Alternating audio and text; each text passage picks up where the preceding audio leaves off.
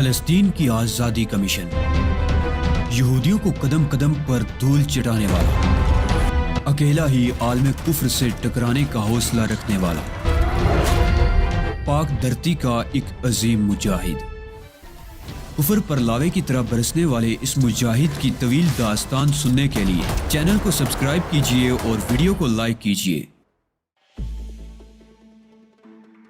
میں نے اس شخص کو ساتھ لیا اور پھر ہم اس اذیت گاہ میں پہنچ گئے جو بڑ نے تیار کی تھی۔ الیکٹرک کی انگیٹھی پر سلاخیں گرم ہو رہی تھی۔ اطراف میں اذیت رسانی کے بہت سے آلات میز پر سجے ہوئے تھے۔ اس کمرے میں داخل ہونے کے بعد میں نے اور بڑ نے چہرے سے نقاب اتار لی۔ احتشام اصغری حیران نگاہوں سے چاروں طرف دیکھ رہا تھا اور پھر شاید وہ سب کچھ سمجھ گیا اور اس کا رنگ زرد ہو گیا۔ میں اور بڑ خاموشی سے ایک دیوار سے ٹکے ہوئے اسے دیکھ رہے تھے۔ یہ سب کیا ہے؟ اس نے سوال کیا۔ ابھی اس بارے میں بھی تمہیں بتا دیا جائے گا احتشام اصغری، ایک منٹ رک جاؤ، میں نے کہا اور اس کے بعد میں نے اپنے چہرے سے میک اپ اتار دیا۔ احتشام اصغری چندیائی ہوئی نگاہوں سے مجھے دیکھ رہا تھا۔ کمرے میں تیز روشنی پھیلی ہوئی تھی۔ دوسرے لمحے میں نے اسے چکرا کر زمین پر بیٹھتے ہوئے دیکھا۔ اس نے مجھے پہچان لیا تھا۔ اب وہ زمین پر بیٹھا پھٹی پھٹی نگاہوں سے مجھے دیکھ رہا تھا۔ تو تم نے مجھے پہچان لیا؟ میں تو کچھ نہیں جانتا۔ کون ہو تم اور یہ سب کیا ہے؟ تم سب کون لوگ ہو؟ مجھے یہاں کیوں لائے ہو؟ اور یہ اس کا لہجہ کپ کپا رہا تھا، لیکن میری آنکھوں میں اب خون ہی خون تھا۔ یہ میری تہذیب کا قاتل تھا، یہ میرے مستقبل کا قاتل تھا۔ اس نے مجھ سے تمام خوشیاں چھین لی تھی۔ بڑ خاموشی سے اس گوشے میں کھڑا رہا۔ میں نے اصغری کو گریبان سے پکڑ کر اٹھایا اور کھڑا کر دیا۔ اب تم مجھے یہ بتاؤ کہ وہ کون لوگ تھے جنہوں نے تمہیں تہذیب کے قتل پر آمادہ کیا؟ کیسا قتل؟ کیا کہہ رہے ہو تم؟ میری سمجھ میں کچھ نہیں آ رہا۔ میرا دماغ چکرا رہا ہے۔ وہ ایک بار پھر زمین پر ڈہ گیا۔ میں اطمینان سے آگے بڑھا اور الیکٹرک کی انگیٹھی پر رکھی ہوئی سلاخ اٹھا لی جو گہری سرخ ہو رہی تھی۔ سنو، میں نہیں چاہتا کہ میں تمہیں اس انگیٹھی پر بوند دوں، چنانچہ اگر اپنی سلامتی چاہتے ہو تو بالکل صاف الفاظ میں یہ بتاؤ کہ وہ کون لوگ تھے جنہوں نے تمہیں اس کے لیے آمادہ کیا تھا۔ میں کچھ نہیں بتاؤں گا، میں کچھ نہیں جانتا۔ تم مجھ سے کچھ نہیں پوچھ سکتے، کوشش کر لو، جلا دو مجھے، خاک کر دو مجھے، میں زبان نہیں کھولوں گا، اس نے کہا اور میں نے سلاخ اس کے پیروں کے پنجے سے لگا دی۔ اس کی دلدوز چیخ گونج اٹھی اور وہ زمین پر تڑپنے لگا۔ میں نے اس کو 2-3 جگہ سے داغ دیا۔ وہ ہیبت ناک آوازوں میں داڑنے لگا تھا، لیکن میں اس کا پیچھا نہیں چھوڑ رہا تھا۔ تم اس اذیت سے صرف اسی صورت میں بچ سکتے ہو احتشام اصغری کے سچ بول دو۔ سنو تو صحیح، میری بات تو سنو۔ میں کچھ نہیں جانتا، یقین کرو میں کچھ بھی نہیں جانتا۔ میں تمہیں ایسی اذیتیں دوں گا احتشام کہ شاید اس روئے زمین پر کسی نہ کسی کو اتنی اذیت نہ دی ہو، میں نے کہا اور سلاخ انگیٹھی پر لے جا کر واپس رکھ دی۔ وہ سہمی ہوئی نگاہوں سے مجھے دیکھ رہا تھا۔ تب میں آگے بڑھا اور اس کی قمیص کا گریبان نیچے تک پھاڑ دیا اور اس کے بعد میں نے اس کے بدن سے اوپری لباس علیحدہ کر دیا۔ پھر میں نے جیب سے ایک چھوٹا سا قلم تراش نکالا اور اطمینان سے اس کے سینے پر ایک لمبی لکیر بنا دی۔ وہ ایک بار پھر دوڑا اور اس نے پیچھے ہٹ کر دیوار سے ٹکنے کی کوشش کی۔ میں نے اسے بالوں سے پکڑ کر ایک زوردار جھٹکا دیا اور وہ چاروں شانے زمین پر چت گر پڑا۔ تب میں نے اس کے کٹے ہوئے حصے کو ناخن سے کریدا اور اس کی کھال پکڑ کر چٹکی میں دبا لی۔ اس کے بعد میں نے اس کی کھال کافی قوت سے نیچے کھینچ دی اور احتشام اصغری پاگلوں کی طرح مجھے بمبوڑنے لگا، لیکن اس کی کھال کافی حد تک گوشت سے جدا ہو گئی تھی اور وہ سینے پر ہاتھ رکھے تڑپ رہا تھا۔ مر گیا، مر گیا۔ اب میں تیرے بدن کے اس حصے کو پسی ہوئی سرخ مرچوں سے بھر دوں گا اور اس کے بعد تو اپنی زبان کھولے گا۔ یقیناً تو اپنی زبان کھولے گا۔ نہیں، تم یہ نہیں کر سکتے۔ اس نے دفعتاً ایک لمبی چھلانگ لگائی اور دروازے سے جا ٹکرایا۔ میں خاموشی سے اسے یہ کوششیں کرتے ہوئے دیکھ رہا تھا۔ اس کی ذہنی حالت کافی خراب ہوتی جا رہی تھی۔ وہ دیواروں سے ٹکرا رہا تھا، اپنے آپ کو پیٹ رہا تھا۔ جس جگہ لوہے کی سلاخ لگی تھی وہاں سے گوشت باہر نکل آیا تھا اور اس کے پورے بدن سے پسینہ بہہ رہا تھا۔ دفعتاً اس نے انگیٹھی کی جانب چھلانگ لگائی اور اس پر رکھی ہوئی 2 سلاخیں ہاتھوں میں اٹھا لی۔ میں تم دونوں کو فنا کر دوں گا، میں تم دونوں کو مار دوں گا۔ اس نے پوری قوت سے ایک سلاخ بڈ پر دے ماری، لیکن بڈ اطمینان سے ایک سمت ہٹ گیا اور سلاخ دیوار سے ٹکرا کر زمین پر گر پڑی۔ دوسری سلاخ کو دستے سے تھامے ہوئے وہ خونی نگاہوں سے مجھے گورنے لگا اور میرے ہونٹوں پر بھیانک مسکراہٹ پھیل گئی۔ ٹھیک ہے، کوشش کر، تو واقعی دل جلا ہے احتشام، کیونکہ تیری محبوبہ مر گئی تھی، اس کا انتقام تو نے مجھ سے لیا، تو نے تہذیب کو ہلاک کر دیا۔ سن احتشام، غور سے سن، یہ کمرہ ہی تیرا مقتل بنے گا، تو یہاں سے زندہ واپس جا نہیں سکتا۔ کتے، بہتر یہ ہوگا کہ مجھے ان لوگوں کے بارے میں بتا دے تاکہ میں تجھے کوئی اذیت ناک موت نہ دوں۔ میں کچھ نہیں جانتا، تم لوگ مجھ سے کچھ نہیں معلوم کر سکتے۔ وہ پاگلوں کی طرح چیخا اور پھر اس نے پھرتی سے میری طرف چھلانگ لگائی۔ میں نے اسے اپنے نزدیک آتے ہوئے دیکھا اور جب اس نے سلاخ دستے سے پکڑ کر میرے پیٹ میں جھونکنے کی کوشش کی تو میں ہٹ گیا۔ وہ پوری قوت سے دیوار سے ٹکرایا، سلاخ واپس پلٹی اور اس کے پیٹ سے جا لگی، لیکن مجھے اس بات کی امید نہیں تھی کہ وہ اپنی دیوانگی میں زندگی سے ہاتھ دھو بیٹھے گا۔ سلاخ اس کے پیٹ میں اتر کر پشت سے باہر نکل گئی تھی اور وہ اس طرح زمین سے اونچا اچھل رہا تھا جیسے موت اسے اپنی گرفت میں لینے کی کوشش کر رہی ہو۔ ظاہر ہے جلتی ہوئی سلاخ اس کے پیٹ میں پیوست تھی۔ دوسرے لمحے وہ زمین پر گرا اور اس کا منہ اور آنکھیں کھلی رہ گئی۔ او چیف، یہ اس بدبخت نے برا کیا، اسے مرنا تو تھا لیکن جلدی مر گیا۔ میں خاموشی سے احتشام اصغری کو دیکھ رہا تھا، جس کی آنکھیں کربناک انداز میں پھٹی ہوئی تھی، منہ دہشت سے کھلا ہوا تھا اور چہرے پر خوف کے آثار منجمد تھے۔ میں نے اس کے چہرے پر تھوک دیا، اس کی موت کتے کی موت سے بدتر ہونی چاہیے تھی۔ یہ ثابت ہو گیا ہے بڈ کہ تمہاری سوچ غلط نہیں تھی، یہ کچھ لوگوں کا اعلی کار تھا، مریبہ کا کوئی وجود نہیں ہے۔ اس نے صرف دولت کے لیے میری تہذیب کو قتل کیا تھا، صرف اور صرف دولت کے لیے۔ ہاں چیف، حیرت انگیز طور پر ہمارے اس تجربے کے نتائج اچھے نکلے، اب اس بات میں کوئی شک و شبہ نہیں رہ گیا ہے، لیکن کاش اپنے ساتھیوں کے نام بتا دیتا۔ کیا ضروری ہے بڈ؟ کیا تم ان لوگوں کا نام نہیں جانتے؟ کیا میں انہیں نہیں جانتا؟ وہ ہماری نگاہوں میں ہے، ہم انہیں بخوبی جانتے ہیں، تمہیں خود اندازہ ہوگا کہ وہ کون ہو سکتے ہیں۔ بڈ نے کوئی جواب نہیں دیا۔ پڑا رہنے دو ابھی سے، اسے دیکھ کر مجھے روحانی سکون ہوتا ہے۔ آؤ باہر آؤ۔ 1 منٹ چیف، میں ذرا انگیٹھی وغیرہ بند کر دوں، بڈ نے کہا اور میں گردن ہلا کر کمرے سے باہر نکل آیا۔ احتشام اصغری مر چکا تھا، لیکن میرے دل کی آگ بدستور بھڑک رہی تھی۔ یہ آگ سرد نہیں ہوئی تھی۔ میں ایک خواب گاہ میں آ کر مسحری پر دراز ہو گیا۔ تہذیب کی یاد میرے دل میں نشتر چلا رہی تھی اور میری آنکھیں بھیگ جانے کے لیے بے چین تھی۔ تھوڑی دیر کے بعد بڈ واپس آ گیا، اس کی گردن جھکی ہوئی تھی۔ ایک صوفے پر بیٹھ کر وہ بھی خاموشی سے کچھ سوچتا رہا۔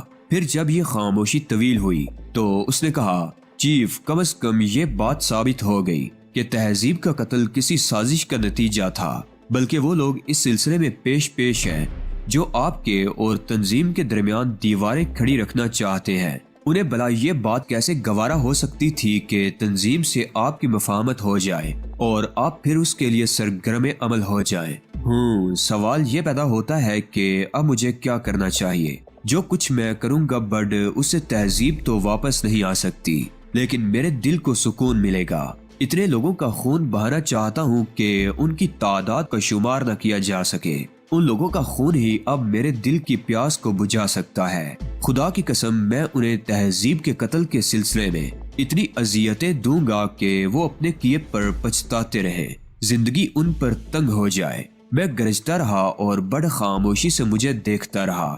پھر وہ اپنی جگہ سے اٹھا، باہر سے ٹھنڈے پانی کا ایک گلاس لے کر آیا۔ پانی پیو چیف، پانی پیو۔ مجھے واقعی شدید پیاس محسوس ہو رہی تھی۔ پانی کا گلاس ایک ہی سانس میں ختم کر کے میں نے ایک میز پر رکھ دیا۔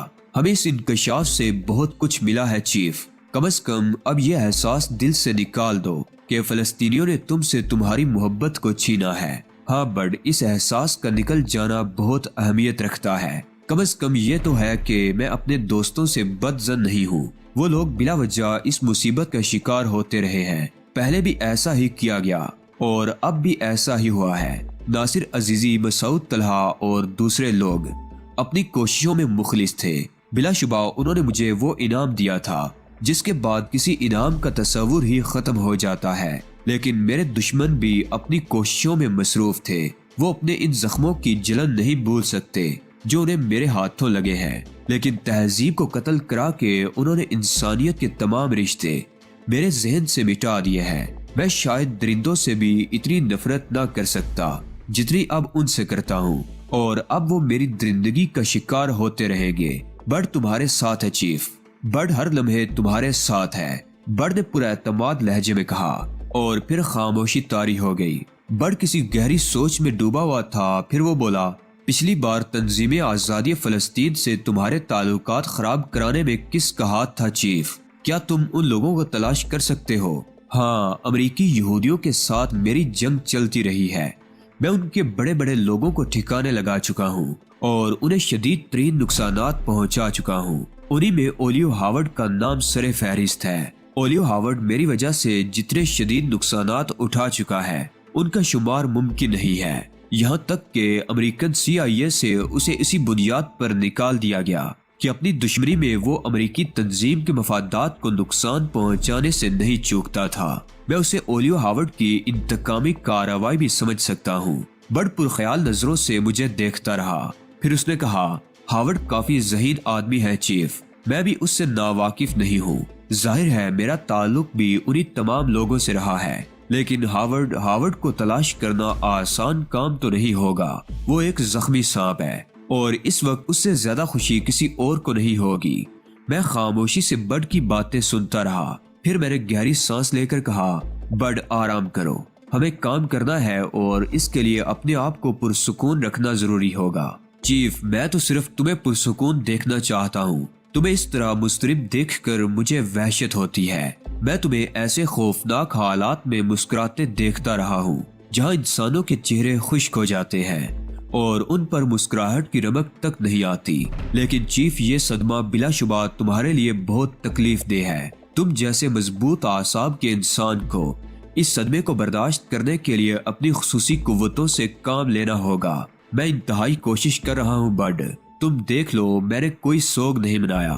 جو کچھ مجھ سے چھن چکا ہے وہ کبھی واپس نہیں آ سکتا، لیکن آہستہ آہستہ سب ٹھیک ہو جائے گا۔ جاؤ تم آرام کرو۔ بڈ مجھے خدا حافظ کہہ کر باہر نکل گیا۔ اس عمارت میں دوبارہ واپس آنے کا تصور بھی ذہن میں نہیں تھا۔ میں نے یہ تہذیب کے لیے خریدی تھی، لیکن جب تہذیب یہاں نہیں آ سکی تو میں یہاں کیسے رہ سکتا تھا؟ لیکن اس وقت احتشام اصغری کی زبان کھلوانے کے لیے اس سے زیادہ محفوظ جگہ بھی تو نہیں تھی۔ کچھ وقت یہاں گزار لوں، اس کے بعد یہاں سے چلا جاؤں گا۔ میری تو اب کوئی منزل نہیں تھی۔ بہت دیر تک بستر پر پڑا اپنی تنہائیوں کو محسوس کرتا رہا، پھر نیند نے ایک مہربان ماں کی طرح اپنی آغوش میں لے لیا اور پھر میں پرسکون ہو گیا۔ نہ جانے کتنی دیر تک سویا ہوں گا۔ خوابگاہ کا دروازہ اندر سے بند نہیں کیا تھا۔ دفعتاً کسی نے میرے پیروں کو پکڑ کر زور سے ہلایا اور میں جاگ گیا۔ میں نے بے اختیارانہ انداز میں پلٹ کر اپنا پاؤں ہلانے والے کو دیکھا تو وہ بڈ تھا۔ ایک دم میرے حواس جاگ گئے اور میں پھرتی سے اپنی جگہ سے اٹھ گیا۔ کیا بات ہے؟ میں نے سرسراتے ہوئے لہجے میں پوچھا۔ کوئی خاص بات نہیں ہے چیف، لیکن تمہیں جگانا بے حد ضروری تھا۔ اٹھ جاؤ چیف، غسل خانے میں جا کر منہ ہاتھ دھو لو۔ وجہ تو بتاؤ چیف، بس تم اسے بڈ کی دیوانگی سمجھ لو، اور اس دیوانگی کے لیے چیف بڈ تم سے پیشگی معافی مانگتا ہے۔ اٹھو، منہ ہاتھ دھو لو، اپنے آپ کو تازہ دم کر لو، بڈ نے کہا، اور میں حیرانی سے اس کی صورت دیکھتا رہا، پھر آہستہ سے اٹھ کر غسل خانے میں چلا گیا۔ یہ بے وقوف آدمی کیا چاہتا ہے؟ کچی نیند سے جاگ جانے کی وجہ سے سر میں ہلکا ہلکا سا درد ہونے لگا۔ میں نے کافی دیر تک منہ پر پانی کے چھینٹے مارے، سر پر پانی ڈالا اور پھر بال سنوار کر باہر نکل آیا۔ ہمیں باہر چلنا ہے چیف۔ اس وقت کیا بجہ ہے بڈ؟ 3:45 بج رہے ہیں۔ معافی چاہتا ہوں۔ کہاں چلو گے؟ بس یوں سمجھ لو کہ چلنا بے حد ضروری ہے۔ بتاؤں گا، پہلے تیار ہو جاؤ۔ میں نے بڈ کے کہنے پر لباس وغیرہ تبدیل کیا اور بڈ میرے ساتھ باہر نکل آیا۔ میری حیرتیں عروج پر تھی، کوئی بات سمجھ میں نہیں آ رہی تھی، لیکن بڈ پاگل نہیں تھا۔ یقیناً کوئی ایسی ہی بات ہوگی جس کی وجہ سے وہ اتنی رات کو مجھے اس عمارت سے نکال کر باہر لے جا رہا تھا۔ باہر وہی سیاہ رنگ کی وین کھڑی ہوئی تھی جس میں ہم احتشام اصغری کو اغوا کر کے لائے تھے۔ بڈ نے وین کا سٹیئرنگ سنبھال لیا اور میں اس کے نزدیک بیٹھ گیا۔ مجھے بتاؤ گے نہیں بڈ کہ کہاں چل رہے ہو؟ چیف تم تو سو گئے تھے، بڈ نے کہا۔ وین عمارت سے باہر نکل آئی تھی اور ایک سڑک پر دوڑنے لگی تھی۔ ہاں مجھے بہت مشکل سے نیند آئی تھی۔ تم یقین کرو چیف، میری آنکھ ایک لمحے کے لیے بھی نہیں لگی۔ مگر اب چل کہاں رہے ہو بڈ؟ کیا یہ وقت سفر کے لیے مناسب ہے؟ ضروری ہے چیف، یہی وقت مناسب ہے، بڈ نے کہا اور میں سیٹ کی پشت سے سر ٹکا کر بیٹھ گیا۔ وین رات کی تاریکیوں کو چیرتی ہوئی کسی نامعلوم مقام کی جانب جا رہی تھی۔ میں نے اپنے ذہن کو آزاد چھوڑ دیا تھا۔ یہ پاگل شخص اگر مجھے کچھ نہیں بتانا چاہتا تو مجھے بھی اسے مجبور نہیں کرنا چاہیے۔ پھر ایک پراسرار سے علاقے میں داخل ہو کر وین ایک بہت بڑے احاطے کے اندر داخل ہو گئی۔ میں تعجب سے اچھل پڑا۔ یہ قبرستان تھا۔ رات کی ہولناک تاریکی تا حد نگاہ پھیلی ہوئی تھی۔ بہت دور کہیں روشنی ٹمٹما رہی تھی۔ قبریں خاموش اور سنسان تھی اور ان کے درمیان ہلکی سی آواز بہت تیز معلوم ہوتی تھی۔ بڈ وین کا انجن بند کر کے نیچے اتر آیا۔ اس نے مجھے بھی نیچے اترنے کے لیے کہا اور پھر وین کے پچھلے حصے میں پہنچ گیا۔ پچھلا دروازہ کھول کر اس نے اندر سے کچھ سامان نکالا۔ یہ کدال اور پھاوڑا تھا۔ تیز روشنی والی ایک ٹارچ اس نے میرے ہاتھ میں تھما دی اور دونوں چیزیں لے کر قبرستان کے اندرونی حصے کی جانب چل پڑا۔ بڈ کچھ منہ سے تو پھوٹو، کیا کرنا چاہتے ہو؟